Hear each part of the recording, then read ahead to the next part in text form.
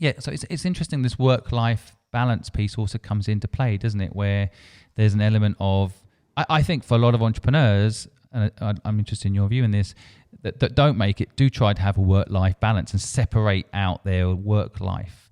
But in a way, you were trained as an entrepreneur because at lunch and at dinner at the table, you're talking about work, right? And that's kind of part of your life and who you are.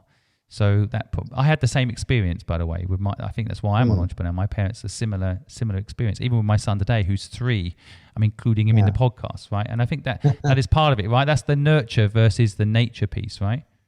Right. But this interesting you bring up this work-life balance. I often ask this question, and when people come for interviews to me and they say, this work-life balance thing, and I said, so tell me one thing: is there a formula that you follow? What is a formula for work-life balance? I mean, how many hours? Because to me, work is the ultimate pleasure. That is life for me.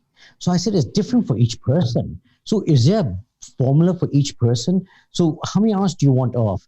Do you mean that you don't want to look at emails on weekends? So if I have to look for you urgently, what do I do?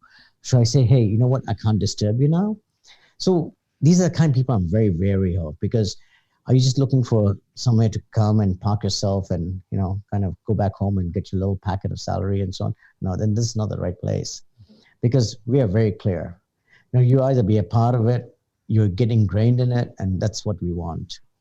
It's a very good point. Again, for anyone out there looking to hire people, I think it's quite tricky, this one, though, because if you want to hire an accountant, they might not necessarily, and not all accountants, but they might not necessarily be wanting to take a phone call at 4:00 on a Sunday, right? But it's your culture. So as an entrepreneurial culture that you're looking for people to buy into, right? But how do you get that balance?